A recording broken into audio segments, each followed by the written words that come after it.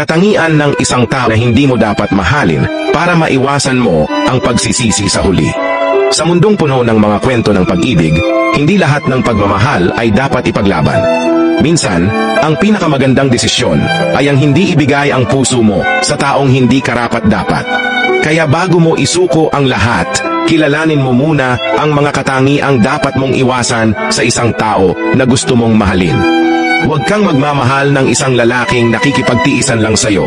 Ang taong kaya kang tiisin kahit alam niyang nagtatampo o galit ka ay isang senyales na hindi siya handang intindihin ang nararamdaman mo. Kapag ang damdamin mo'y hindi niya kayang bigyang halaga, paano niya maibibigay ang tamang pagmamahal? Huwag kang magmamahal ng lalaking galit din kapag galit ka. Sa isang relasyon dapat mayroong balanse. Ang galit ay hindi sinasagot ng galit, kundi ng pangunawa. Kung hindi niya kayang pakalmahin ang sitwasyon at pinapairal niya rin ang init ng ulo, mas magiging komplikado ang inyong relasyon. Huwag kang magmamahal ng lalaking minumura ka. Ang pagmamahal ay dapat puno ng respeto. Ang salitang binibitawan ng isang tao ay salamin ng kung paano kanya pinapahalagahan.